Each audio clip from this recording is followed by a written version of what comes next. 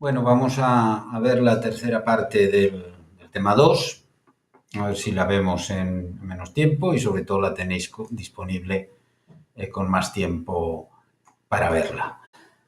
Bien, terminábamos la segunda parte de este tema 2 hablando de la gobernanza, definiendo ese concepto de gobernanza que en las últimas 2 décadas pues, se ha impuesto dentro del lenguaje político y que, como veíamos, pues a veces resulta bastante confuso sobre sus efectos, sus posibilidades y su influencia real en las cosas.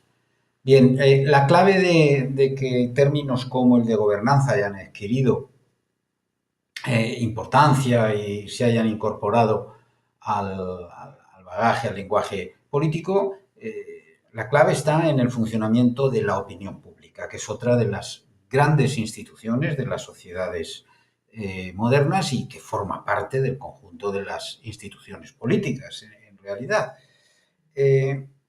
Cuando hablamos de opinión pública, en términos estrictos, pues hablamos de opinión como juicio o valoración que se forma alguien de algo. Así lo define la Real Academia. También como fama o concepto que se tiene a alguien o algo. Pero la parte que nos interesa es ese juicio o valoración, esa parte de juicio o valoración sobre algo. Y opinión pública, como tal, la define la Academia como sentir o estimación en que coincide la generalidad de las personas acerca de asuntos determinados. Bueno, como siempre, las definiciones de la RAE no son muy exactas. No son muy exactas, entre otras cosas porque la RAE está llena de literatos, escritores, algún científico social, algún científico, pero desde luego pocos sociólogos, por ejemplo. Entonces, no es tanto la opinión pública, el sentir o estimación en que coincide la generalidad, porque como veremos, la opinión pública normalmente está bastante fragmentada. Aunque en parte recoge esa idea de que, bueno, opinión de la mayoría, de la... Bien, el concepto, el desarrollo de la opinión pública, bueno, pues hay quien se quiere ir hasta Atenas, al Ágora o al foro romano, donde, bueno, se discutía en los ciudadanos, que eran una pequeña minoría, en realidad, los ciudadanos libres discutían sobre lo que hacían los políticos.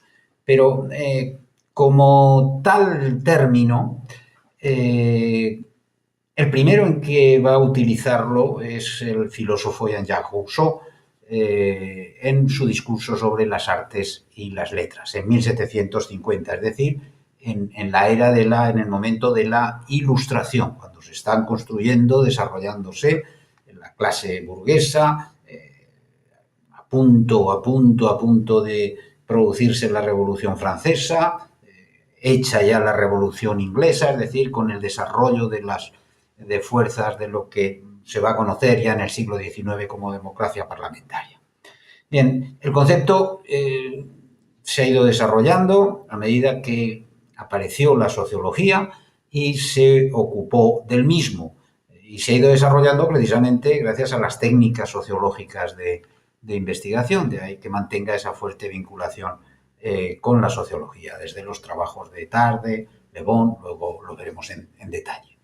Pero a lo largo del siglo XX pues, se han ido desarrollando como 3 grandes perspectivas que son complementarias en sí, aunque todas, como veremos, descansan de alguna manera en la sociología. Pero hay una perspectiva propiamente sociológica, que es lo que llamamos la demoscopia, una jurídico-politológica, que se centra más en aspectos del derecho, de las libertades, de libertad de expresión, lo veremos, y otra comunicativa, en la que se ocupan más desde las ciencias de la información precisamente. ¿Cuál es el fundamento sociológico? Quien quiera profundizar en estos aspectos de la opinión pública, pues tiene que irse a 2 sociólogos importantes, aunque no hayan sido muy bien tratados en la historia de la teoría sociológica, porque, pues bueno, los sociólogos dominantes en su época los acusaban de psicologistas. Son Gabriel Tart y Gustave Le Bon. Su influencia en la psicología social ha sido importantísima y en la sociología y en todo el estudio de la opinión pública. Son quienes primero se ocupan de la irrupción de las masas en las sociedades modernas, masas que se rigen por la emoción y que, como decía, bueno, ambos en cierto sentido, pero Tarde especialmente, pues reducen la inteligencia media de los individuos. Cuando están unidos en una masa, la inteligencia media baja, decía.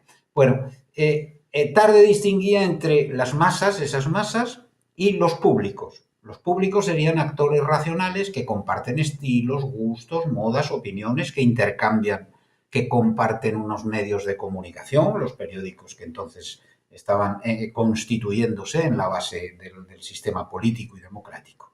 Sobre esto trabajaron también otros sociólogos importantes. Tarde y Le Bon son franceses, Robert Parr y Herbert Blumer trabajan en los Estados Unidos, vienen de la Escuela de Chicago, del interaccionismo simbólico, y van a trabajar mucho el tema de los públicos, que conformarían, que serían para ellos quienes conforman realmente la opinión pública. Esos públicos que debaten entre sí en torno a ideas, en torno a propuestas. Pero esos públicos, como decía Park muy bien, pueden convertirse en multitud e incluso, decía Blumer, en masas irracionales, y conectan, por tanto, este planteamiento con los planteamientos de Tarde y Le Bon. Bien, un aspecto que conviene señalar, como no hemos podido dedicar, no podemos dedicar a todo el espacio necesario, pero es que el estudio de la opinión pública está estrechamente vinculado a otro concepto, a un concepto fundamental en sociología, que es el de las actitudes. ¿Qué son las actitudes? Nos han aparecido, hemos hablado en algún momento. Una actitud es una disposición a la acción que alguien tiene, es decir, algo que puede empujarle a actuar en una dirección u otra, aceptando a una persona distinta a él o rechazándola, consumiendo un determinado producto, ejerciendo, votando por quien sea, lanzándose a una algarada. Pero no es tanto esas acciones como el constructo mental que empuja o que te prepara para esa acción. Y en ese sentido, por eso hablamos de disposiciones para la acción. Las actitudes se basan en dos aspectos. Un componente cognitivo que hace referencia a los conocimientos, a lo que uno conoce, es decir, la actitud depende de lo que uno conoce, sea cierto o no, en el mundo de las fake news ahora mismo, pues, y valorativo. Hay una parte cognitiva y una parte valorativa, que son las opiniones.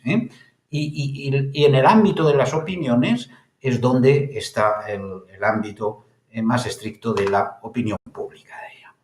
Un otro sociólogo que ha tenido una importancia enorme es Jürgen Habermas, un sociólogo alemán, que, bueno, ha vinculado más directamente la opinión pública con la comunicación política directamente, hasta tal punto que, de alguna manera, él entiende que la opinión pública es el soporte de la democracia representativa en las sociedades modernas.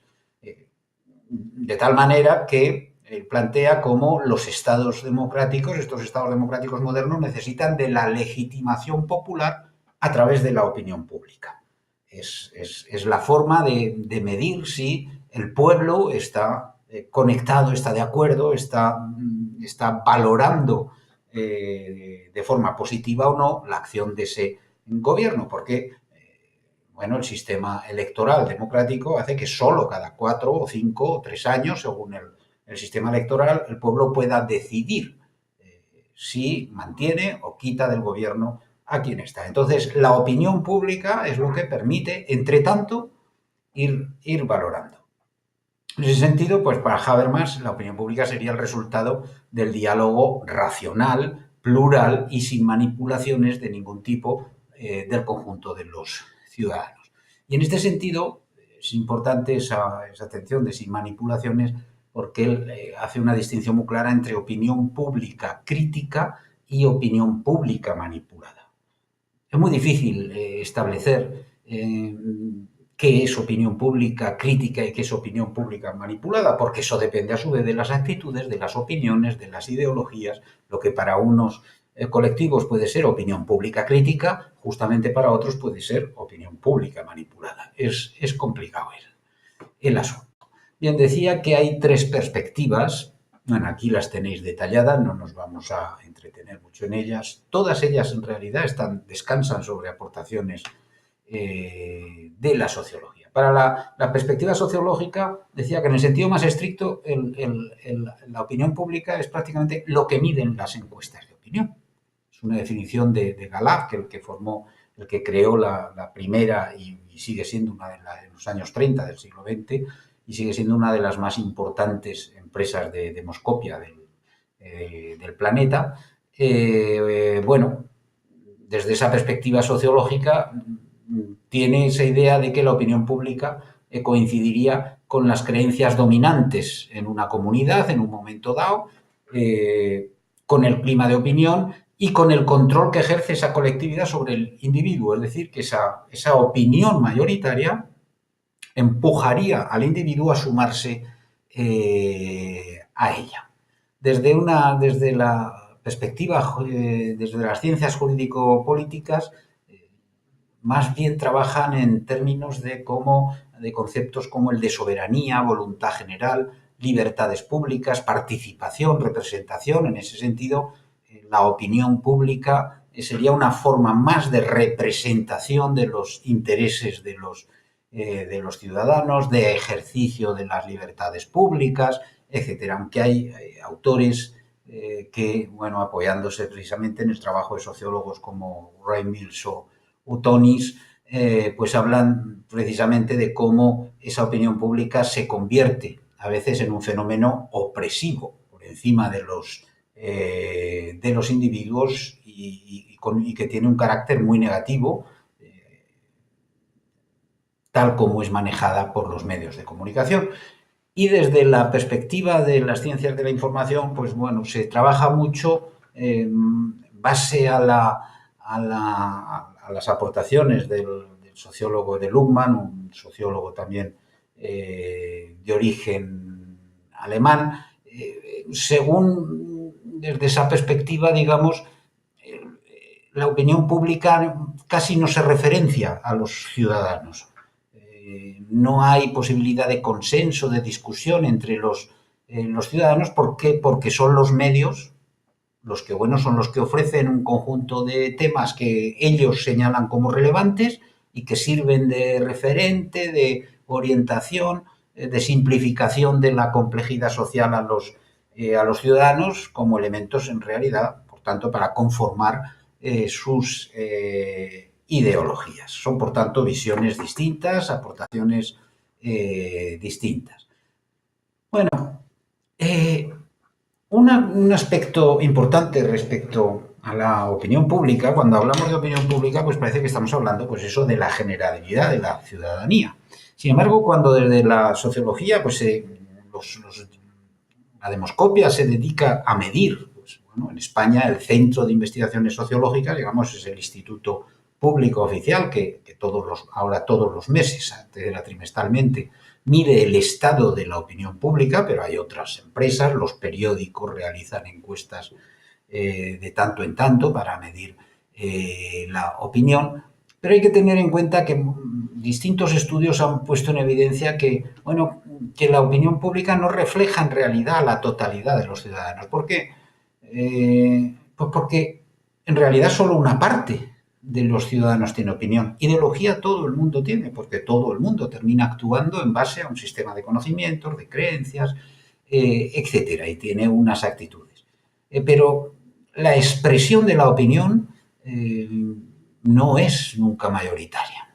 En Occidente se considera que el electorado, el público que vota, viene a ser el 70% de la población. O sea, es difícil que pase un sistema electoral, unas elecciones, del 70% de participación. Es raro. O sea, si acaso en los referéndums esos, en las dictaduras, en los que a veces han votado el 101 de los electores a favor del líder supremo. De ese 70% que vota, en realidad, los estudios que se han hecho muestran que solo la mitad está realmente interesado. Hay algunos autores que hablan del concepto de público atento a los asuntos públicos, y lo reducen, a partir de encuestas que han realizado, etcétera, pues prácticamente a un 33%, un tercio de la población. Algunos autores han evidenciado que hay pues una parte, un 10%, un estudio de Quilla de los años 60, que ponía que un 10% que no tiene absolutamente ningún interés por los temas públicos, que le da exactamente igual. Y en el otro extremo, el público activo, que contribuyen pues al propio sostenimiento de la opinión pública, que militan en organizaciones, en partidos, pues no pasa del 15%. Por tanto, bueno, cuando hablamos de la opinión pública hay que tener siempre muy en cuenta que no refleja en realidad esa opinión dominante a la totalidad de los ciudadanos. Por eso a veces ocurren sorpresas como pues fenómenos populistas en los que la gente, esa gente que normalmente no participa, de pronto pues produce, por ejemplo, un vuelco electoral de la naturaleza como el de Trump en Estados Unidos, o el que se está viviendo ahora mismo en Brasil, en el que un auténtico botarate, se le puede llamar así, con unas opiniones propias del siglo XIX, y va a ganar probablemente las elecciones de Brasil. Bueno, y hemos visto fenómenos como Berlusconi en Italia, etcétera. Eso deriva de ese hecho, de que la opinión, cuando hablamos de la opinión pública, hablamos en realidad de la opinión publicada. Eso es importante también. O sea, si las propias encuestas de opinión pues evidencian que hay una parte de la población nos interesa, es que además lo que llega al espacio publicado ni siquiera es necesariamente todo lo que la población opina. Y en ese sentido, pues hay que, pues por eso esa perspectiva comunicológica, desde la perspectiva de las ciencias de la información, que profundiza en el tema de la opinión pública, pues, por ejemplo, trabaja mucho esos temas de hasta qué punto los medios transmiten, reflejan o construyen la opinión pública. Y en este sentido, de ahí viene esa diferenciación que a veces hacen algunos entre opinión pública y opinión publicada. Bien, el siguiente apartado que vamos a ver tiene relación con quién construye, se conecta perfectamente con lo que acabamos de ver sobre quién construye en la opinión pública, porque, bueno, el poder es un componente fundamental de los sistemas políticos, y no solo de los sistemas políticos, sino de todos los aspectos organizativos. Estamos hablando de las instituciones, y veíamos en este tema también las organizaciones sociales. Bien, pues este pequeño apartado lo dedicamos al poder y al liderazgo, que son dos conceptos importantes, junto a otro que está vinculado, que es el de autoridad. Es importante que distingamos los conceptos porque a veces se confunden. Y no es raro verlo en algunos reportajes, en algunos artículos periodísticos, esa confusión. Y es importante porque los términos son importantes. Bien, ¿qué es el poder? El poder es la capacidad para conseguir que otras personas, que los otros, realicen acciones con independencia de su voluntad inicial. Puede cambiar su voluntad, pero con independencia de su voluntad inicial, o para influir en la dinámica de los grupos y organizaciones del tipo que sea. Alguien puede no estar en la ejecutiva de un partido político, pero tener poder de influencia para que en esa ejecutiva se tomen determinadas decisiones. Puede ser un expresidente o puede ser un banquero, o puede ser. Por tanto, una cosa es poder. Otra cosa es autoridad. La autoridad es el poder, pero solo es un tipo de poder. La autoridad es aquel poder que es percibido como legítimo por los miembros de un grupo, organización o la sociedad. Es decir, cuando un guardia civil de tráfico nos para en la carretera, tiene poder para pararnos, pero además tiene autoridad. Reconocemos que tiene autoridad para hacerlo. Si vemos a un tipo con una escopeta recortada parando, intentando pararnos en la carretera, tiene cierto poder, pero como no tiene autoridad, pues probablemente intentaremos escaparnos y que no nos dé el tiro de la recortada. Bien, esa es la diferencia entre poder y autoridad. Si en vez de ir en coche vamos caminando, pues el de la escopeta recortada tendrá poder sobre nosotros y podrá hacernos, pero seguirá sin autoridad porque no reconoceremos ese poder aunque le obedezcamos. Bien, y otra cuestión distinta es el liderazgo. El liderazgo es otra cosa. El liderazgo es la capacidad de articular los esfuerzos de un grupo en la dirección de sus objetivos y de una forma eficiente para la organización o para la sociedad. Normalmente el liderazgo suele coincidir con la autoridad y suele coincidir con el poder, pero no siempre ocurre así. Bien, ¿de dónde emana la autoridad y el poder? Esto ya lo estudió Max Weber, lo dejó claro, digamos, para la sociedad como una ley social, como las leyes de la gravedad o las leyes de la evolución. Weber señala que hay tres tipos básicos de autoridad, es decir, de poder reconocido como legítimo. La autoridad tradicional, la autoridad legal racional, o también llamada burocrática, y la autoridad carismática. Vamos a ver estos tres tipos de autoridad. ¿Cuál es la autoridad tradicional? Pues es aquel poder legitimado mediante pautas culturales que se establecieron en el pasado y que se van transmitiendo a través de las generaciones. El patriarca de un clan gitano es una forma de autoridad tradicional, es decir, culturalmente la comunidad gitana acepta que hay unos señores, unos abuelos que por experiencia, por edad, por la razón que sean, van transmitiéndose, digamos, la vara del poder. Bien, el problema de la autoridad tradicional es que solo es aceptada cuando se comparte la misma herencia cultural. Y normalmente esto funciona solo en sociedades, o ha funcionado, aunque queden residuos en algunos grupos étnicos, con bajo nivel de especialización, bajo nivel de división del trabajo. En este caso, la autoridad, digamos que no reside en la persona, sino en su adscripción. El rey, por una monarquía hereditaria, bueno, pues por la adscripción tiene el poder y la autoridad.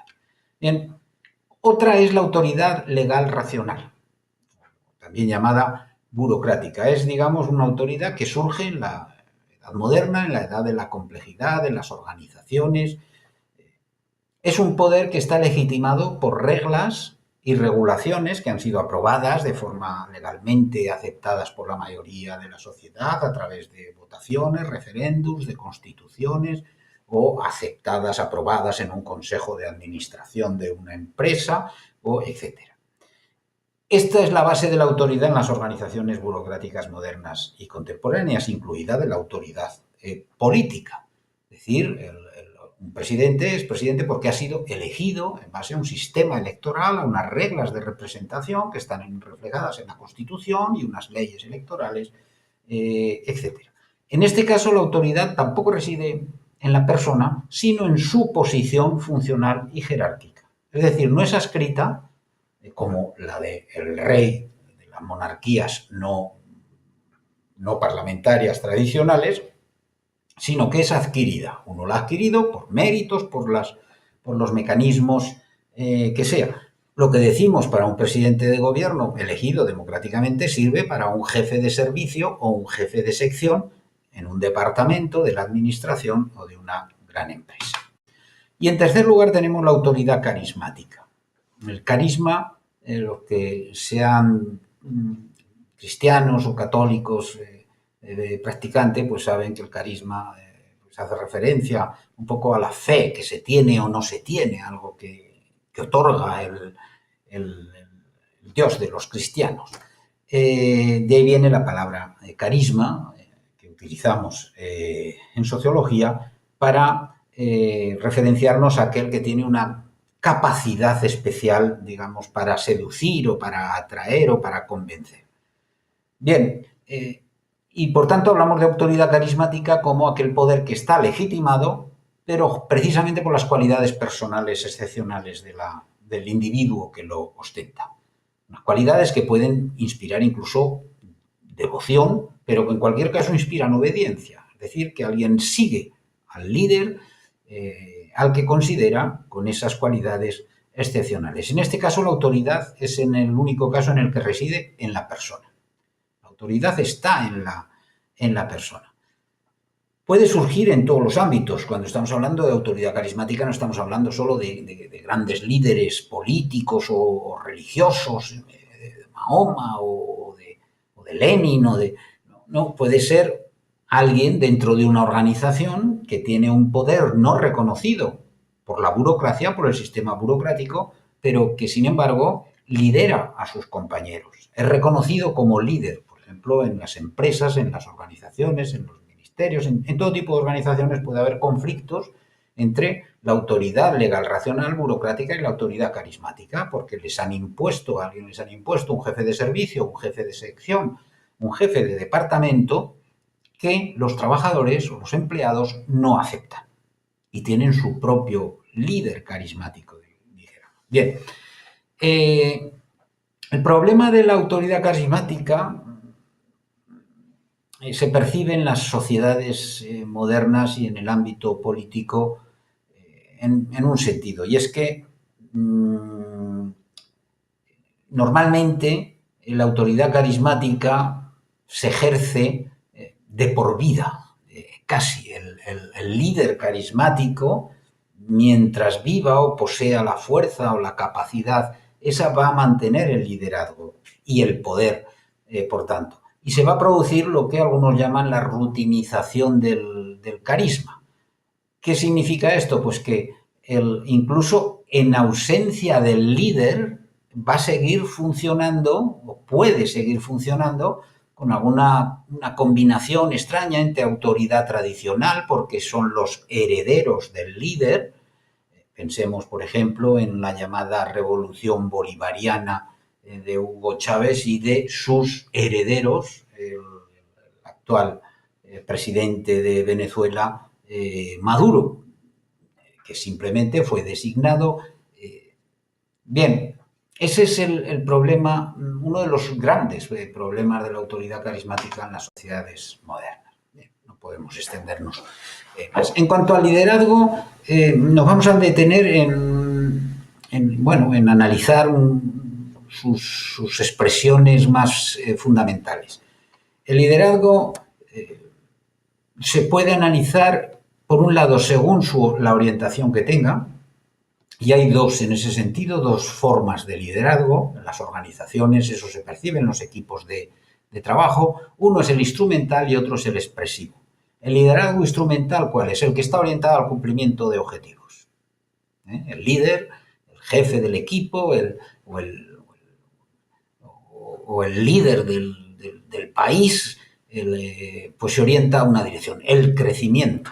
Ocurrió con Mao en la China comunista. No había otra obsesión que el crecimiento. Si hacía falta sacrificar a millones de personas, no pasa nada. Lo importante es conseguir el crecimiento. En las organizaciones, en los equipos de trabajo, el líder instrumental va a orientarse fundamentalmente al cumplimiento de objetivos a costa de lo que sea. La otra forma es el liderazgo expresivo, la otra orientación, que es la que está orientada al bienestar del individuo. Es decir, lo que se plantea, vamos a ver si conseguimos acabar el proyecto, pero sin amargarnos la vida, ¿no? O sea, de una forma relajada, que disfrutemos del proceso, etc. Son dos orientaciones que depende de la situación, depende del sector, depende del momento, si es aspectos de trabajo del momento económico o del momento político, pueden aparecer una forma u otra. En cualquier caso, esas orientaciones generan tres estilos básicos de liderazgo que se pueden encontrar en cualquier organización. El liderazgo autoritario, el liderazgo democrático y el liderazgo libertario o laissez-faire, en el sentido, laissez-faire, sabéis que hace referencia al término dejar hacer, dejar pasar, que era una expresión del primer liberalismo político-económico francés, cuando se debatía en el siglo XIX la intervención o no del Estado en los asuntos económicos, y los liberales decían que no se meta el Estado, ¿no? Bueno, pues se toma ese término que se correspondería pues con una forma también de liderazgo, pues digamos, libertario, o en el sentido anarquista, no en el sentido libertariano. Bien, pues el liderazgo autoritario es aquel liderazgo que es fundamentalmente instrumental. Está orientado a cumplir objetivos. El líder asume todas las responsabilidades, todas las decisiones, y lo que hace es exigir el cumplimiento de tareas que asigna él a cada miembro sin discusión. Este liderazgo es útil mientras resuelva problemas. Eso es lo que ocurre con determinados momentos dictatoriales, que en la medida en que resuelva problemas, mejore las condiciones de la población, o haga llegar los trenes a la hora, como decían de Mussolini, cuando era aceptado por la mayoría de los italianos, se sostiene. O el crecimiento, pues a que hacía referencia, de Mao en la China comunista, etcétera. En cuanto las cosas no funcionan, ese liderazgo se va a hundir porque, bueno, pues los miembros del equipo o los ciudadanos de ese país pues van a estar bastante cabreados casi permanentemente. La otra forma es el liderazgo, bueno, en el otro extremo tendríamos el liderazgo libertario o laissez-faire, que es un liderazgo básicamente expresivo. Es decir, que lo que buscan de todo es la satisfacción del grupo y deja que éste se autorregule. Bien, el nivel de éxito de este tipo de grupo pues depende de la eficiencia que se espere del grupo, y depende de la propia composición del grupo. Funcionando en la práctica, pues son unas formas de liderazgo que pueden conducir fácilmente al caos, como se ha evidenciado en determinados momentos históricos, bueno, en formas de organización, en comunas, etcétera. Pero sin embargo, por ejemplo, en las nuevas formas de organización a las que hacíamos referencia en su momento, las formas adocráticas de organización, utilizan prácticamente todas las formas adocráticas utilizan este sistema de liderazgo. Bien, y entre esos dos extremos está lo que se llama liderazgo democrático. ¿Por qué se llama así? Entre otras cosas, porque estos estudios en los que se basan estos modelos de liderazgo, que están incorporados ya, digamos, al bagaje de conocimientos sociológico y psicosocial, pues se hicieron durante la Segunda Guerra Mundial, y entre otras cosas para, lógicamente, desde el ejército americano, demostrar que el sistema occidental era superior en su funcionamiento a las formas dictatoriales, primero del fascismo, del nazismo, y luego del comunismo soviético. Bien, pues estaría el liderazgo democrático, que es una combinación de instrumental y expresivo, es decir, que quiere cumplir los objetivos, pero con el bienestar de los miembros del equipo. Y para eso busca la implicación de todos en la toma de decisiones, es decir, la participación en los sistemas políticos. Se hablaría de participación política. La gobernanza tiene una relación directa con estos estilos democráticos de liderazgo. Se supone que el estilo democrático aumenta la moral, el bienestar general del grupo, y eso hace que, bueno, que todo pueda funcionar mejor, fluir mejor. El problema es que, por ejemplo, para resolver problemas urgentes no suele ser eficiente. ¿Por qué? Porque a veces los problemas urgentes exigen un líder carismático que sea capaz de canalizar el esfuerzo de todos sin discusión. Y eso suele ser formas autoritarias. Bien, sea como sea, toda forma de liderazgo para algunos autores, para algunos de los primeros sociólogos que se dedicaron a estudiar a los sistemas políticos y el funcionamiento de la democracia, etcétera, terminan conduciendo a lo que Robert Michels, uno de estos autores, llamó la ley de hierro de la oligarquía. ¿Qué es esto de la ley de hierro de la oligarquía? Bueno, pues él, después de estudiar en los años 20 y 30 del siglo pasado los sistemas políticos europeos, pues evidenció, decía, que todo liderazgo en el marco de todo tipo de organizaciones formales, porque esto pues, se ha aplicado después al mundo de las organizaciones, las empresas, tiende a consolidarse en una oligarquía. Una oligarquía, sabéis, el gobierno de unos pocos, eso es los oligarcas, el gobierno de unos pocos es la oligarquía. Una oligarquía orientada al control del poder y la autoperpetuación. Michels pensaba en organizaciones políticas fundamentalmente, pero se puede aplicar en otras muchas organizaciones. ¿Qué ocurre? Dice Michels. Bueno, pues que se produce un desplazamiento de objetivos. Es decir, digamos que los sistemas controlados, organizados burocráticamente, pasan de ser un medio para alcanzar objetivos a ser un fin en sí mismos.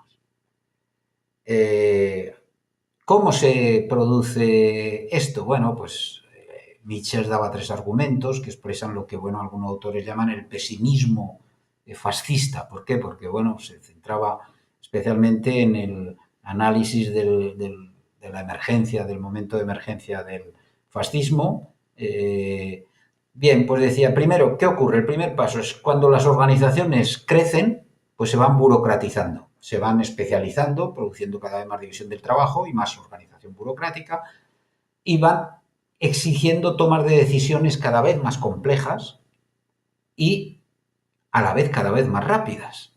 ¿Qué ocurre? Que quienes saben responder a esa necesidad urgente se acaban volviendo imprescindibles. Esa eficiencia va a necesitar un liderazgo fuerte, por otra parte. Y ese liderazgo fuerte redunda en menor democracia interna ineludiblemente. Porque el líder carismático no tiende a no necesitar consultar. Pero luego se produce otro fenómeno complementario a ese. Y es, bueno, hablábamos antes del porcentaje importante de población que no se participa, que no le interesa nada. Hemos hablado en otros momentos del papel de las masas. Bien, pues decía Michels que las masas alimentan el liderazgo también. ¿Pero por qué? Pues fundamentalmente por su apatía. ¿Por qué? Porque esperan que les resuelvan los problemas. De ahí que esos movimientos populistas que de vez en cuando aparecen, como Trump, como Le Pen, pues las masas los adoran porque, bueno, pues gentes que se enfrentan a una serie de problemas que no comprenden muy bien cómo les han surgido, esperan que alguien ahí arriba, alguien se lo resuelva. En la medida en que se resuelvan, no todos, nunca son todos, pero en parte, pues son agradecidas con el líder y así se construye lo que se llama el culto a la personalidad, lo cual es como una bola que va creciendo y se va engrandeciendo. Bien, esta parte la quiero terminar, me gusta terminarla siempre señalando dos obras que deberíais leer para entender el mundo moderno, porque además son muy entretenidas. Alguna puede que la hayáis leído o visto en dibujos animados, porque de la rebelión en la granja ha habido al menos 2 versiones en dibujos animados, alguna de cine, y en 1984 también se hizo una película, no muy allá, pero bueno, son 2 novelas de George Orwell, un novelista y pensador intelectual inglés que, bueno, tuvo una militancia en el Partido Comunista muy larga, luego rompió con el Partido Comunista. Bien, pues son 2 novelas que expresan muy bien todos estos procesos de oligarquización, de burocratización del poder, del liderazgo carismático, cómo se transforma. Rebelión en la granja, que se publicó en 1945, pues explica muy bien cómo se forman las élites dentro de las organizaciones, cómo se utilizan las masas, cómo se da ese proceso de oligarquización, una frase muy famosa, un eslogan de uno de los dictadores que surgen en esa granja en el marco de la revolución, que señala pues eso de todos los animales somos iguales, pero algunos animales son más iguales que otros. O sea, utilizado mucho. Y luego la segunda, en 1984, que publicó en 1949, que tiene mucha vinculación además con los medios de comunicación. ¿Por qué? Porque, aunque no se refiera estrictamente a los medios de comunicación, pero sí con lo que hoy ocurría, porque, bueno, él se refiere, centra la novela en cómo se produce una reconstrucción permanente de la historia, que los medios transmiten en función de los intereses de los políticos, en el marco de una sociedad donde hay un control social totalitario, donde el mínimo, la mínima disidencia conduce al estigma y al aislamiento. Son dos novelas muy recomendadas. Bien, estrechamente relacionado con el poder también, porque la estratificación habla en cierto modo de la distribución, de la disposición del acceso o no al poder. También es el tema de la estratificación social. ¿Qué es la estratificación social? ¿De qué hablamos cuando hablamos de estratificación social? Como los estratos de la geología. Los estratos de la geología, si recordáis de las ciencias de la naturaleza, pues son como unos estratos más antiguos, más duros, sujetan a otros que son más ligeros, más blandos, hasta los aluviales. Bueno, pues algo así se puede decir de la sociedad. La estratificación es una expresión de la organización social que define la jerarquización de los individuos en función de su pertenencia a determinadas categorías o grupos. Podríamos poner los 7.000 millones de individuos, 7.000 y pico, 8.000 millones de personas que estamos en el planeta, desde el que menos pinta en el planeta hasta el que más pinta, uno encima de otro. Podríamos hacer una fila permanente. Eso sería la estratificación perfecta. En función de la pertenencia, pues eso, esa serie de categorías, porque seguramente el que estuviese abajo del todo sería alguien probablemente mujer, probablemente negro, probablemente africano, probablemente viejo, probablemente... Vamos sumando una serie de categorías y el que estuviera arriba, pues bueno, probablemente sería banquero, Vale, bien. La estratificación cualifica a los grupos sociales. O sea, es decir, ese hilo del que hablaba en realidad no nos interesa. No nos interesa saber en qué punto de ese hilo del poder, del cero al infinito, estamos cada uno de nosotros. Nos interesan los grupos sociales y, por tanto, la estratificación cualifica a los grupos y no a los individuos. Es decir, un individuo pertenece a una clase, a un grupo de estatus, a una categoría, y su posición depende de dicha pertenencia a esas categorías, no de sus cualidades individuales. Y a través del individuo analizamos esas categorías. Los sistemas de estratificación, todas sociedades los tienden a perpetuarse, se transmiten a través de las generaciones y todas sociedades tienen algún sistema de estratificación. Varían en las categorías que haya sociales, en el grado de intensidad de los efectos, puede ser más o menos cerrada. Las castas en la India, pues hasta hace muy poquito, las últimas limitaciones se han roto muy recientemente, que impedían a miembros de una casta casarse, por ejemplo, tener relación con los de otra casta o realizar determinados trabajos, etcétera. Es decir, esa estratificación puede ser más o menos cerrada, lo ha sido según las épocas. ¿Cuál es la consecuencia de esa estratificación? Pues desigualdades. Desigualdades, primero, de acceso a los recursos y, en segundo lugar, de reconocimiento social. Y eso sí que tiene un impacto, esos dos elementos, en cada individuo. Por otra parte, la estratificación social no solo define desigualdades, sino que las justifica culturalmente. Es decir, la estructura social, en el conjunto, en la medida en que las instituciones sociales todas se apoyan unas en otras, como decíamos, se justifican culturalmente. ¿Y cómo? Pues esos sistemas de estratificación se apoyan siempre en un sistema de creencias, en algún sistema de creencias. iremos viendo con lo poco que vamos a ver, yo creo que nos haremos idea de cómo funciona esto. Bueno, las distintas teorías sociológicas se ocupan también, dan distintas interpretaciones de la estratificación social. No vamos a hacer un recorrido exhaustivo, pero es interesante hacer la distinción entre la visión, digamos, positiva que tiene de la estratificación el funcionalismo y la visión negativa, claramente negativa, que tienen las teorías del conflicto. ¿Por qué decimos que el funcionalismo tiene una visión positiva? Porque, bueno, pues para los funcionalistas, de alguna manera, el sistema de estratificación es una forma de asignar recursos hacia las áreas más competitivas de la sociedad. Es decir, obtienen más reconocimiento, son más valoradas aquellas áreas que se supone que aportan más a la sociedad. Bueno, en ese sentido se valoran las actividades que la sociedad considera más importantes. Un médico, pues desde luego que tiene mucha mayor importancia que un periodista en nuestra sociedad, ya no digamos que un sociólogo o que un barrendero. Ahora, ¿realmente es más importante para la sociedad lo que hace? Podría ser muy discutible, ¿no? Podría ser muy discutible si un médico es más fundamental para la sociedad que un barrendero.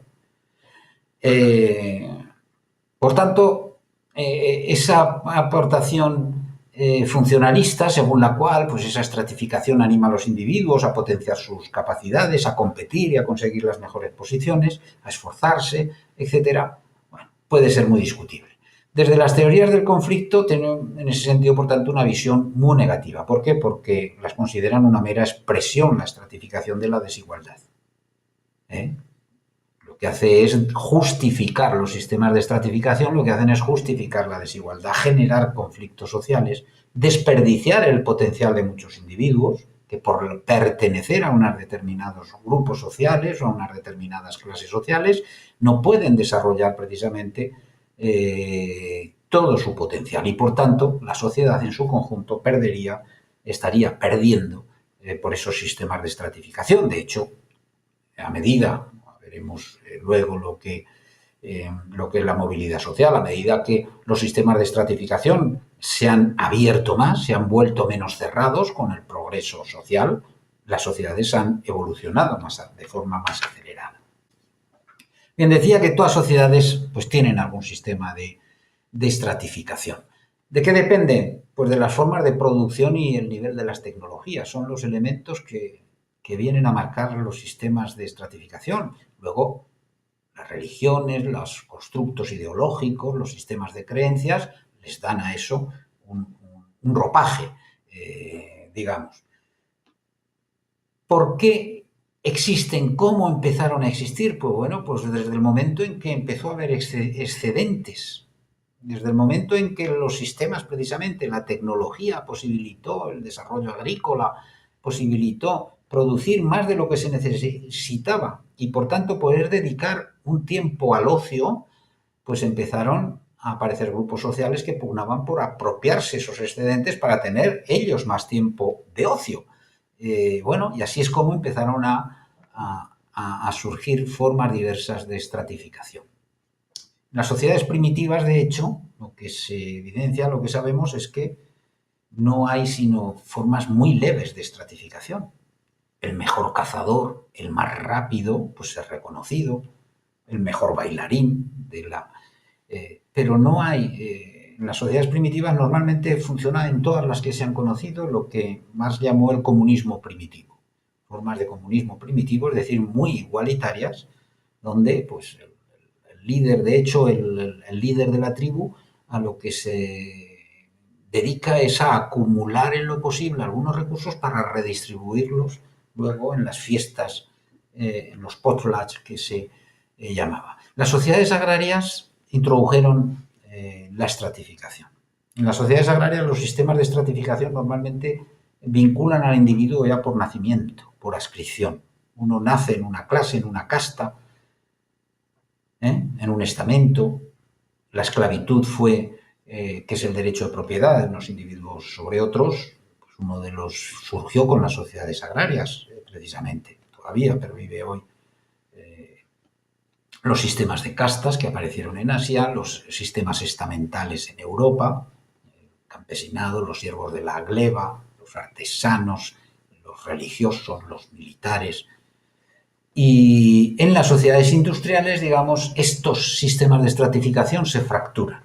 Se fracturan, aunque no desaparecen, y emerge un sistema de estratificación nuevo que son las clases sociales, que van a estar vinculadas muy directamente al modo de producción. Es decir, según la situación respecto a los medios de producción, los poseedores capitalistas, los no poseedores, los trabajadores, que son la fuerza de trabajo. Bueno, eso articularía esas clases sociales que se van a ir complicando, complejizando. En la sociedad telemática, es decir, en la sociedad en la que vivimos ahora, que ya no es la sociedad industrial en nuestros países, los sistemas de estratificación se han complejizado mucho. Están vigentes las clases sociales, marcadas por posiciones ocupacionales, tipos de ingresos, pero también hay grupos de estatus que vienen definidos por grupos, estilos de consumo, grupos que tienen un determinado prestigio, etcétera.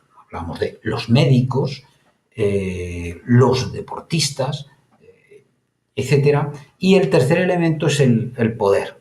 Según los niveles de acceso a la información, al conocimiento, a la capacidad de tomas de decisión, puede haber alguien que sea de clase baja, de un grupo de estatus poco significado, pero que tenga la capacidad de medrar a través de un partido político, tenga una serie de habilidades que lo lleven colocando a la posición de presidente o de ministro o de ministra o presidenta de un gobierno. O sea, el poder es uno de los factores también de estratificación social. Bien, aquí pues tenéis algunos factores, un esquema de una serie de factores de la ocupación, la formación, el hábitat, depende de donde uno vive, es un factor de estratificación, por supuesto el país, pero también que uno sea rural, urbano, de la metrópoli, la raza o la etnia, según como se la quiera denominar, y por supuesto el sexo, el hecho de ser hombre o mujer. Bien, en relación con la estratificación social hay un par de conceptos que son fundamentales, que no quiero terminarla sin esta parte, sin que les prestemos atención, que son los de pobreza, el concepto de pobreza y el concepto de exclusión social. Son también de esos términos que no se comprenden muy bien y a veces en el ámbito del periodismo pues se ven barbaridades escritas. ¿Qué es la pobreza? Bien, la pobreza la podemos definir como la carencia o privación de recursos valorados por la sociedad como importantes. Eso es la pobreza, porque para unos ahora se habla, por ejemplo, de pobreza energética, pero ¿qué es pobreza?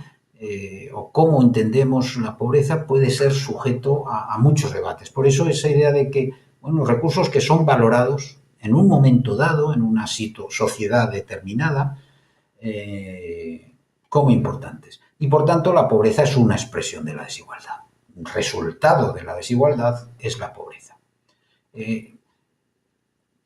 Quienes estudian la pobreza, o sea, se acercan al estudio de la pobreza, lo vienen a hacer básicamente dentro de estas dos visiones. Hay muchas variedades, pero básicamente de dos visiones. Una que pudiéramos decir que acusa a los pobres de ser pobres, o sea, decir que pone en los pobres la causa de la pobreza, y una perspectiva que se centra en la estratificación social, es decir, que señala la estratificación social como causante de la pobreza. Quienes entienden que los pobres son la propia causa de la pobreza están muy extendidos, son opiniones que están muy extendidas en la sociedad, son actitudes, y hay estudiosos y analistas que han dedicado mucho tiempo, desde el famoso Thomas Malthus, el padre de la demografía, pudiéramos decir, el padre de muchas cosas, de los límites de los recursos, etcétera, y es el padre también, en cierta medida, de esa visión de ver a los pobres como causantes de la pobreza, es decir, de una serie de personas que son incapaces de asumir su responsabilidad en la vida, de luchar para salir de pobreza. Bueno, todo eso a finales del siglo XIX desarrolló lo que se llama el darwinismo social, esa visión pues casi genética de señalar a determinados colectivos como incapaces de salir. Mientras que la perspectiva de la estratificación lo que parte es de que la desigual distribución, de la idea de que la desigual distribución de los recursos pues es la que alimenta la pobreza y además la realimenta culturalmente. ¿En qué sentido? Pues que la pobreza suele generar lo que se llama cultura de la pobreza, es decir, unos mecanismos culturales que incluyen pues, desde habilidades, formas de ver la vida, formas de entender la vida, que ayudan a sobrevivir en ese marco de pobreza y que dificultan salir de esa pobreza. Esa propia cultura de la pobreza ayuda a sobrevivir, a ser resilientes, como se dice, en ese marco de pobreza, pero a la vez dificulta para poder dar el salto. Decía que el propio concepto de pobreza puede ser sujeto a muchas discusiones. De hecho, hay dos formas de medirla que generan mucho debate en ese sentido. Y en ese sentido hablamos de pobreza relativa o pobreza absoluta. ¿Qué es eso de la pobreza relativa? A veces vemos continuamente, es decir, cuando en la prensa, pues las ONGs que se dedican a tratar con la pobreza, como Cáritas, otras organizaciones, señalan como el 40% de la población está bajo el umbral de la pobreza, en Extremadura o donde sea. Claro, uno sale por la calle y dice, no da esa sensación. ¿Por qué? Porque ese es el concepto de pobreza relativa. La pobreza relativa es la privación de recursos en relación a los estándares medios de la sociedad. ¿Qué significa eso? Pues que si hay una renta determinada, una renta media en la sociedad, una renta determinada, se considera que quienes están por debajo de un determinado, podemos poner un percentil, el que sea, un cuartil, el que sea, depende de los sistemas de medida, pues quien está por debajo es considerado pobre. Claro, esto tiene unas consecuencias y es que, digamos que la pobreza prácticamente, salvo que hubiera una modificación radical de las estructuras sociales que aboliese toda forma de desigualdad, pues siempre existe. ¿Por qué? Porque en la medida en que haya rentas desiguales, siempre va a haber alguien que esté por debajo del primer cuartil, del segundo cuartil. Sea cual sea la diferencia, incluso esté muy alejada o no esté alejada. Bien, por eso hay otros autores que prefieren utilizar el concepto de pobreza absoluta.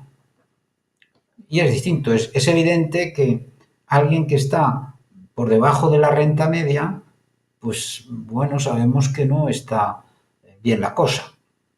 Pero quien no tiene lo mínimo para sobrevivir, sabemos que está en una situación muy distinta. Bien, pues en ese sentido se habla de pobreza absoluta cuando nos enfrentamos a la privación de recursos básicos necesarios para la supervivencia.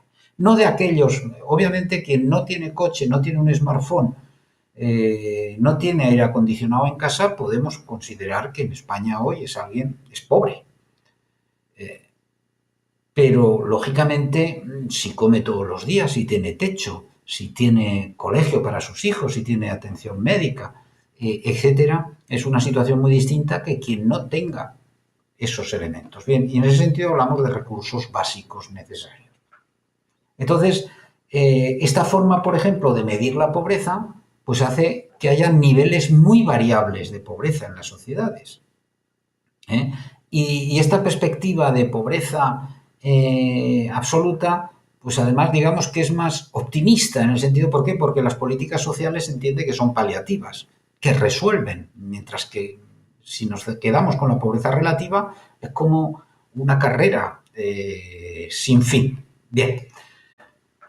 El otro concepto importante es el concepto de exclusión. El concepto de exclusión va más allá del de pobreza, están conectados, pero no necesariamente, porque no se refiere tanto a la carencia de medios materiales como a la carencia de reconocimiento y oportunidades vitales que definen la ciudadanía.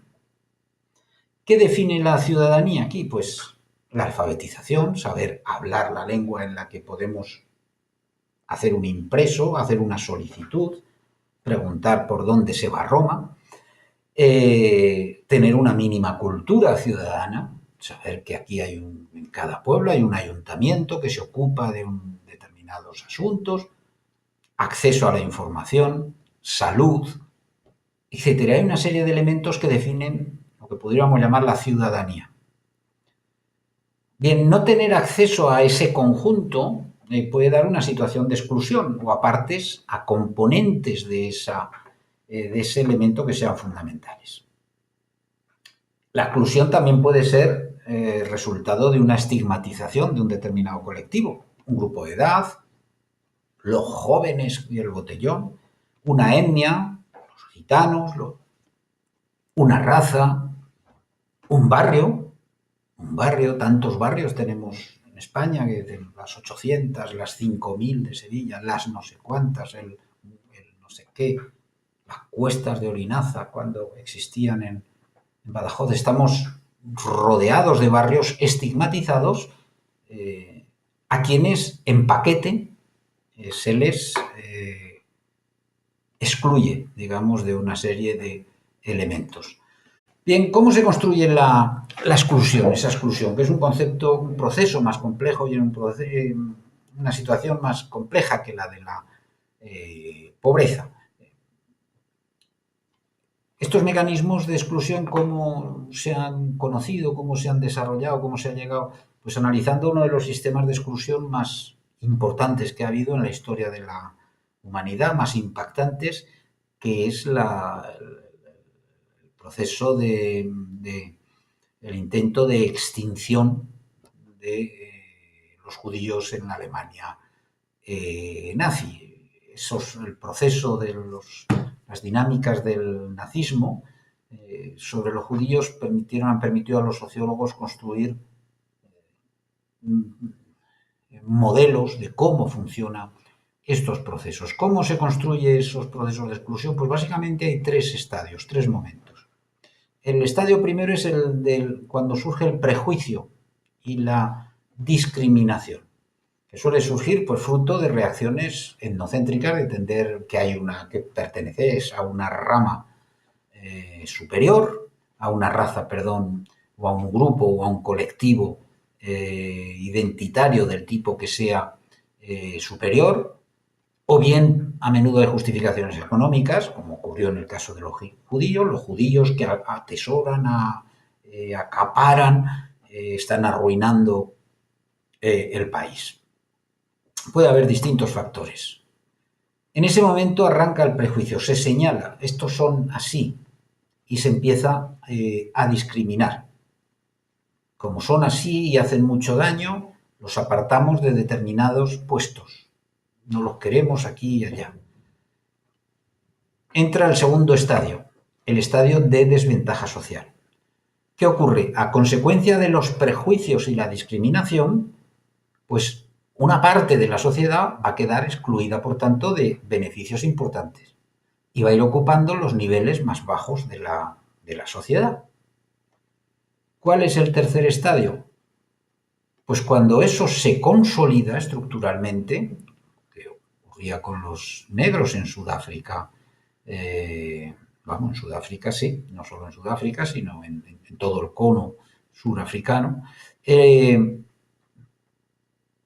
pues que llega un momento, el tercer estadio es cuando se construye la propia creencia en la inferioridad innata de esa minoría que en realidad fue excluida por un acto racional, perfectamente racional y cultural. Decidimos que estos no me gustan, son inferiores o nos quitan o se llevan el dinero a sus bancos, y la creencia en la inferioridad innata.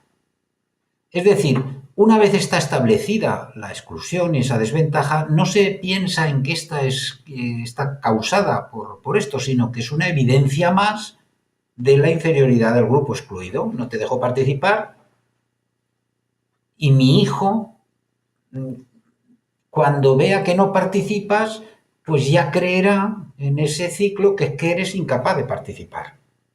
y hay que seguir manteniéndote, por tanto, excluido. Bien, ese es el ciclo de la exclusión, que se da en muchos distintos ámbitos. Buena parte de las situaciones de exclusión y de marginación de la mujer durante los últimos 2 siglos se han construido de esa forma, mediante ese mecanismo. Se construyen así prejuicios que terminan convirtiéndose en la creencia en que hay una inferioridad innata. Bien, en cualquier caso, la estratificación no es algo, no es un elemento estructural indestructible. En realidad, como hemos visto, todo está en cambio permanente en la sociedad, y de eso hablaremos en otro tema. Las estructuras sociales tienden a consolidarse, pero a la vez cambian conforme cambia la sociedad. Bien, pues la estructura social, decíamos que, la estratificación social, decíamos que puede ser más o menos cerrada. Y en ese sentido, por tanto, todas las sociedades cuentan con algún mecanismo que puede permitir modificar la posición ocupada por un individuo concreto o por un grupo en los sistemas de estratificación. Esa movilidad, a eso lo llamamos la movilidad social. Y esa movilidad puede ser horizontal o puede ser vertical. Horizontal es cuando uno cambia la función, el rol que realiza, o puede ser una movilidad geográfica. O vertical, que es ascendente o descendente, es decir, uno asciende en la escala social o desciende en la escala social. Hay una tendencia general en la evolución social, en el curso de la evolución social, al incremento de la movilidad. Como decía, las sociedades modernas han roto con muchas de las estructuras de los sistemas de estratificación y, sobre todo, con los cierres de los sistemas de estratificación. ¿Cómo sabemos la movilidad que hay en unas sociedades u otras? Bueno, pues eso se mide mediante encuestas que miden, por ejemplo, los niveles educativos, de ocupación, de ingresos a lo largo de sucesivas generaciones. Se pregunta en la encuesta por los niveles de ingresos propios de los padres, de los abuelos, qué nivel educativo tenían, en qué trabajaban. Y se va viendo así como en qué medida, esas sociedades hay más o menos movilidad.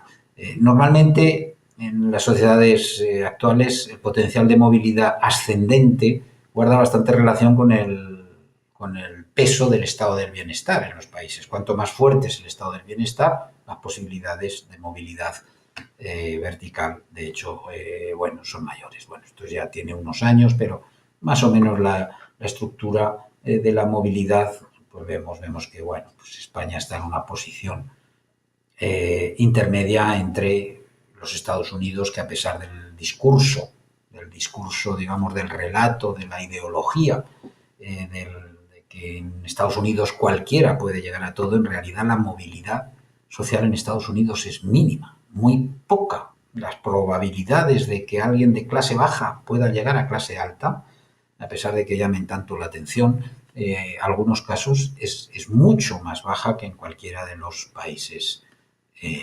europeos. Bien, y la última parte de este tema la dedicamos a uno de los efectos que produce, por ejemplo, la estratificación y la desigualdad, aunque veremos muchas más causas para el conflicto social. Bien, una buena parte de la información de la prensa diaria se dedica a los conflictos. El mundo está en conflicto permanente. Aquí este esquema tiene ya bastantes años, pero es igual. Ahora pueden haberse apagado algunas de esas luces y haberse encendido otras. Cualquier año que cogiésemos los conflictos armados mostrados por los medios de comunicación, pues nos daría una situación muy parecida a esta. Aunque hay una tendencia general en la evolución social, histórica, que haya menos grandes conflictos armados, pues sin embargo siguen surgiendo. Por eso el conflicto social es un aspecto fundamental que tenemos que por lo menos entender algunos elementos básicos. El conflicto social lo podemos entender de formas muy distintas. y además de valorar de forma positiva, de forma negativa. El conflicto social también se puede valorar en términos positivos. Bueno, algunos autores ven el conflicto como riesgo. Comte, el fundador, Auguste Comte, el fundador de la sociología, o Talcott Parsons, el padre del funcionalismo, del estructural funcionalismo moderno. Bueno, pues consideran que las sociedades, como las organizaciones, los grupos, tienden a la estabilidad. Buscan permanentemente el equilibrio, igual que nuestro cuerpo busca el estado que llaman de homeostasis, que se llama de homeostasis, un estado en que, bueno, hay armonía, equilibrio entre las distintas fuerzas. Pues en ese sentido, esos autores consideran que el conflicto es algo disfuncional. Son los funcionalistas y entienden que el conflicto rompe las sociedades. Ahora, hay otros autores que lo entienden desde las teorías del conflicto, por ejemplo, claro, que lo entienden como un impulso, como una fuerza en sí misma. El conflicto sería como un impulso que, bueno, puede conducir en muchas direcciones. Para Marx, pues las sociedades del momento en que están basadas en estructuras de desigualdad, ineludiblemente generan conflictos por los recursos escasos. Bueno, para otros autores ni siquiera en la línea necesariamente marxista, pues entienden que los desarrollos tecnológicos provocan también desajustes en los sistemas productivos de forma ineludible, y eso provoca conflictos. Hay unos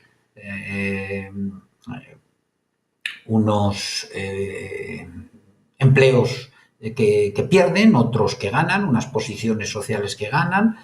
Bueno, hemos visto desaparecer profesiones, aparecer profesiones nuevas. Y en ese sentido, por tanto, entienden que el conflicto estimula el cambio y el avance social. Y bueno, hay algunos ya autores más radicales, los etólogos y los darwinistas sociales, que entienden que el conflicto es, digamos, una forma de selección. La lucha, entienden que la lucha por la existencia, creen que la vida se basa en la lucha por la existencia. No han entendido la teoría de la evolución, que no, el concepto de lucha, de adaptación, no es el concepto de lucha, pero bueno, lo entienden desde esa perspectiva y creen que el conflicto, bueno, pues permite la selección del más alto, del más apto, que no siempre es el más alto. Bien, definiendo el conflicto, definiéndolo de forma funcional. Un conflicto no es más que una relación social también. Una relación entre dos, bueno, veremos que puede ser como lo mismo, entre dos o más partes que creen tener, o sus representantes, sus portavoces, creen tener metas incompatibles. Esto es importante. ¿Por qué?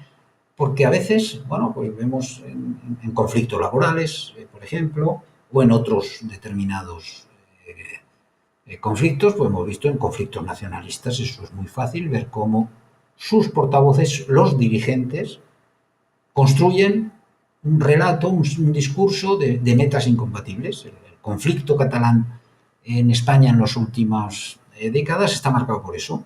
Unos líderes que han construido, hacen creer a una población, a una parte de la población, que tienen unas metas incompatibles, que España les roba y que les lleva robando siglos. Bien. Por tanto, eso es el conflicto. Relación entre dos o más partes que creen tener metas incompatibles, ellos o sus portavoces. El conflicto en realidad no es ni funcional ni disfuncional, a pesar de que los funcionalistas, los padres de la sociología, le tuvieran tanto miedo al conflicto, especialmente a Auguste Comte. Y en ese sentido, el conflicto no se puede valorar como bueno o malo. El conflicto es un potencial, efectivamente, y puede mejorar o deteriorar una organización según cómo sea gestionado. Digamos que hay dos tipos esenciales de conflicto. Por un lado estaría el conflicto estructural. Su mejor expresión es la lucha de clases, el conflicto de clases en la sociedad capitalista. Y por otro están los conflictos relacionales.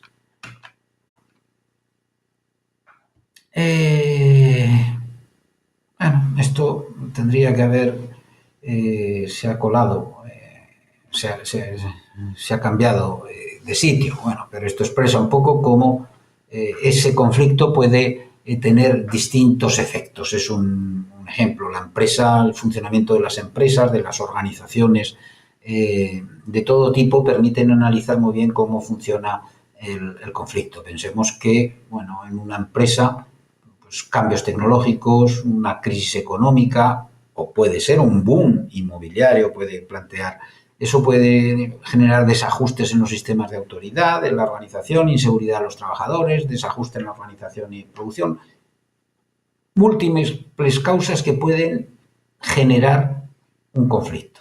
Bien, ese conflicto en una organización o en una empresa, y lo mismo puede ocurrir en una sociedad más a una escala mayor, puede producir un cambio. Puede producir simplemente un cambio, esa empresa se transforma. Tiene un problema y acaba fusionándose con otra para sobrevivir. Puede conducir a un reequilibrio. Bueno, el problema es que ha habido una caída de ventas, hay que hacer un ajuste entre la producción, echar a algunos trabajadores, al menos por un tiempo, y alcanzar un reequilibrio. O puede conducir a la liquidación. Entre en una crisis permanente, en un conflicto laboral indefinido, que conduzca al cierre definitivo. Por tanto, el conflicto en sí puede llevar a situaciones muy distintas, a una situación más positiva incluso de la anterior, ha crecido, a una situación de reequilibrio o a una situación de liquidación. Bueno, pues lo mismo ocurre en la sociedad. Hablamos de conflictos estructurales, la lucha de clases es el más genérico y lo vemos en el ámbito de la economía, de la empresa permanentemente, ¿no? Los intereses de los empleados que se oponen a los de los empleadores. ¿Por qué? Porque están compitiendo desde el momento en que firma uno un contrato como asalariado, al nivel que sea, está compitiendo con el empleador por dos recursos importantísimos. Uno, por el tiempo. ¿Cuánto tiempo le dedica de su vida, le entrega a esa empresa? Y el segundo, la plusvalía. ¿Qué es la plusvalía? Marx la definió, la concretó muy bien en el marco del sistema capitalista. Digamos que es el plus que se obtiene en el proceso productivo. Tras la suma de las adiciones de capital, trabajo y inputs y recursos, bueno, la suma de todo eso vale más que los elementos tomados por separado. Y eso es la creación de riqueza. Para unos, esa plusvalía la ha generado el capital o el conocimiento. Para otros la ha generado el trabajo. En cualquier caso, esa plusvalía, según a dónde vaya a parar, o va al empleador a través de beneficios o va al trabajador a través de salarios, de pagas extras o de reparto de beneficios o de acción social, etcétera, etcétera. Es decir, están compitiendo permanentemente por tiempo y por dinero, ¿no? Ambos partes adoptan sus estrategias, movilizan recursos, incluida la fuerza en un momento determinado, la huelga o el cierre patronal o el despido, para hacer prevaler sus intereses. Esas estrategias van a chocar inevitablemente y la consecuencia es el conflicto, que se reproducirá tarde o temprano una y otra vez, y si no es en una, en otra empresa, porque ese conflicto es de naturaleza estructural. Bien, pero además de esos conflictos estructurales, pues hay conflictos relacionales, que en realidad son los más habituales, son a los que nos enfrentamos continuamente, que los tenemos a escalas distintas, a distintos niveles, desde lo individual, nuestra interioridad, hasta entre las grandes organizaciones, porque hay conflictos intraindividuales, pero esos no interesan a la sociología, no se interesa por ellos, aunque, como veíamos, muchos de esos conflictos pueden ser consecuencia de los conflictos de rol. En el ámbito de la personalidad ahí tenemos unos líos, unos conflictos, un lado nos dice una cosa, otro lado dice la otra, no nos terminamos de aclarar a quién obedecer. De eso, bueno, hay conflictos intraindividuales. Pero los que son de naturaleza social empiezan a partir de los interindividuales, entre individuos que compiten por la jefatura, por la dirección del periódico, o que difieren en sus personalidades, que les ha tocado en la mesa de al lado y no se aguantan por el olor, o por la jeta que tiene uno, o por el color de su pelo, o porque tiene las cejas muy grandes o muy pequeñas, por la razón que sea. Hay conflictos intragrupales, que son conflictos internos a una organización entre el individuo y el grupo. Cuando alguien sufre exclusión dentro del grupo, pues en un grupo de trabajadores, porque uno es extranjero, o porque es de otra religión, o porque es de otro pueblo, etcétera, o porque es gordito, o porque es flaco, o porque es mujer, o porque es hombre. Entre el colectivo y el individuo. Son conflictos intragrupales. Hay conflictos intergrupales entre grupos distintos, entre elementos grupales en una organización. Puede ser entre distintos departamentos, en la empresa, en la administración pública, en la universidad. Los distintos departamentos pelean a ver quién se lleva más parte del presupuesto, por ejemplo, o de las inversiones. Hay conflictos intraorganizativos. ¿Qué son los conflictos intraorganizativos? Pues son conflictos que surgen por las debilidades en el diseño organizativo. La burocracia no es perfecta y genera muchos, las organizaciones burocráticas especialmente, generan muchos conflictos. Y conflictos interorganizativos, entre organizaciones, entre empresas que compiten. La competencia es uno de los conflictos interorganizativos más importantes en las sociedades contemporáneas, la competencia empresarial. Pero hay conflictos entre partidos políticos, entre sindicatos, entre ONGs que compiten también por los mismos recursos, etc. Bien, en las organizaciones nos vamos a detener un momentito porque es interesante y puede ser de utilidad al momento que cuando trabajemos en determinados sitios. En las organizaciones, los conflictos relacionales, digamos que pueden surgir de formas o de raíces muy diversas. Por un lado, pueden estar vinculados a los objetivos y naturaleza de la propia organización. ¿Por qué? Porque no coincidan los objetivos del individuo con los de la organización de forma intrínseca. Pensemos que uno trabaja para un periódico en el que entró a trabajar y tenía una cierta libertad de acción y coincidía más o menos con su ideología el periódico, y de pronto ese periódico, que tiene dificultades económicas, es comprado, es absorbido por alguien que lo va a utilizar justamente en una línea ideológica totalmente distinta. Entonces pasa a tener problemas. Podemos hablar de un ingeniero que va a trabajar en una empresa eléctrica que lo que le gustaba es la energía solar, y de pronto pues en esa empresa lo acaban mandando a trabajar en una central nuclear.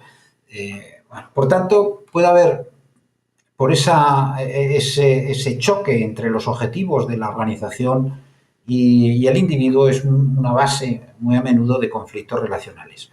Otros muchos surgen por la propia estructura organizativa, como decía, conflictos intraorganizativos.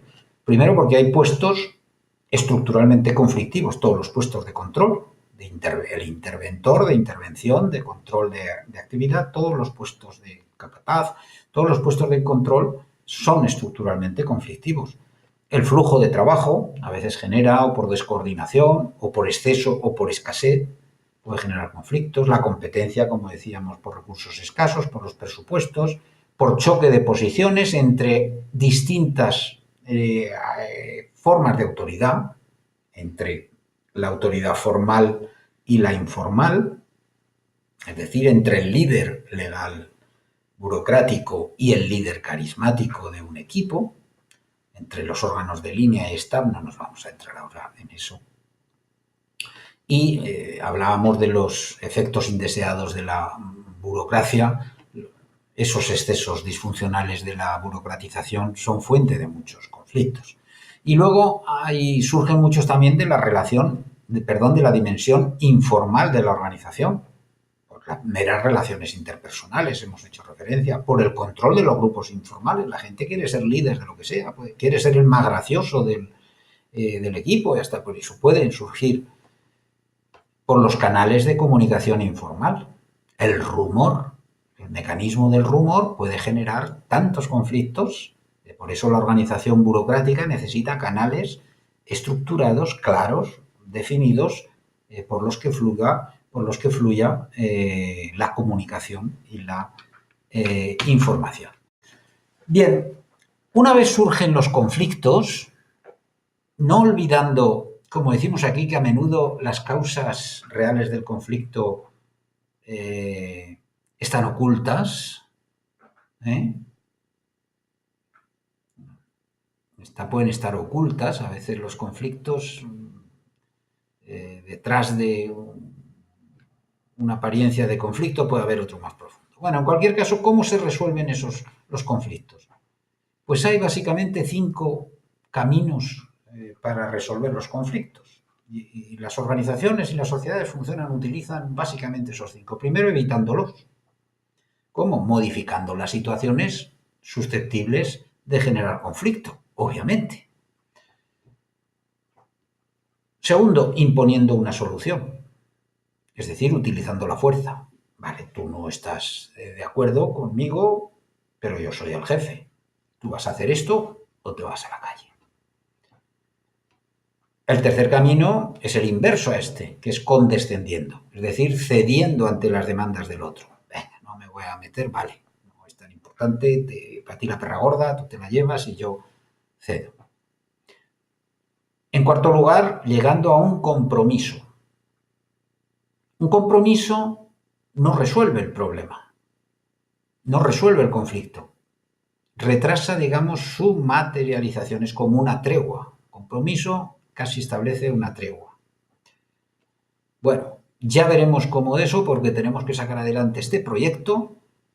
Tenemos un pedido de 1000 cajas que tenemos que hacer, pero la semana que viene nos volveremos a reunir, porque esto no está resuelto.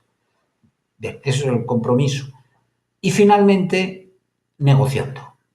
Es la forma ideal de resolución de conflictos. Bueno, la ideal es evitarlos, preverlos y hacer que las acciones y el diseño organizativo no generen conflictos, pero negociando. Es decir, ¿qué es la negociación?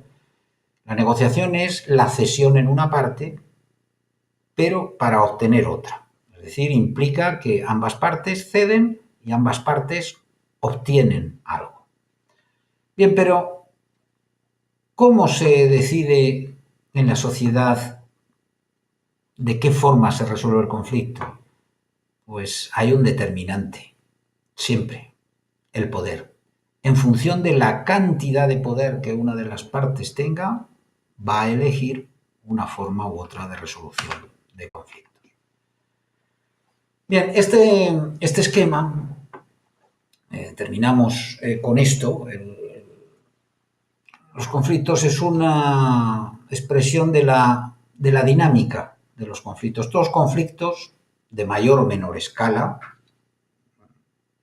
un conflicto por un aparcamiento, bueno, también un mero conflicto por quien ha llegado antes al aparcamiento puede seguir el mismo recorrido. Este es un esquema que muestra cuál es la dinámica normalmente de los conflictos y coincide muy bien, y está extraída porque de ahí deriva en realidad de la literatura. ¿Por qué? Porque, bueno, pues esta es la estructura clásica del drama.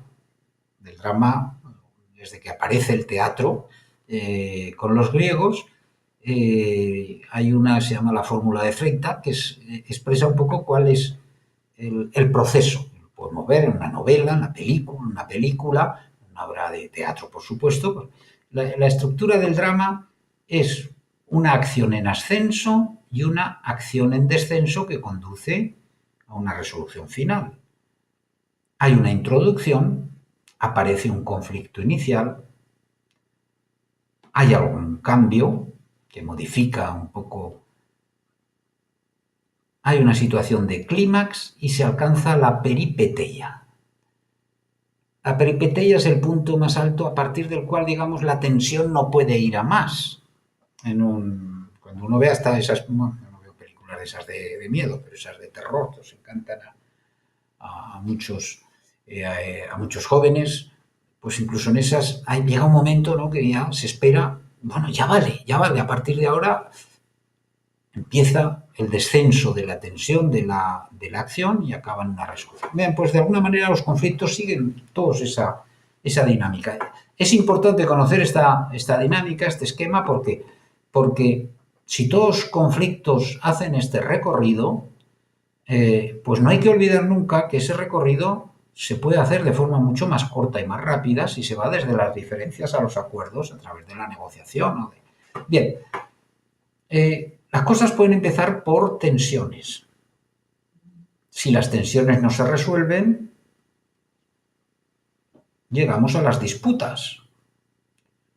Si las disputas no se resuelven, se desencadenan las hostilidades. Si las hostilidades no se abren vías de acuerdo, acaba eso en el conflicto armado. Pero una vez acaba en el conflicto armado, se ha alcanzado la peripeteia del drama. Se ha alcanzado el vértice, no puede ir a más. Ningún conflicto armado conduce a la extinción de la totalidad. Llega un momento en que unos y otros se dan cuenta de que hay que abrir vías de comunicación. Empiezan a abrirse contactos a través de intermediarios, normalmente a través de intermediarios, y a través de esas vías de comunicación pues se termina encontrando un entendimiento.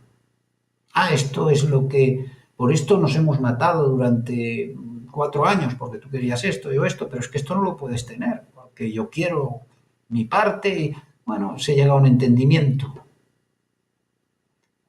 Y finalmente se encuentran soluciones. Bien, pues lo interesante de la fórmula de Freytag aplicado a la dinámica de los conflictos es que bueno, como no hay que escribir necesariamente un drama siempre, ni una novela en el marco de los conflictos, pues es preferible buscar siempre el paso desde las diferencias hasta los acuerdos. Y con esto terminamos el tema 2, nos hemos quedado en 1h30, no 2 horas, y bueno, tenéis tiempo para visualizarlo.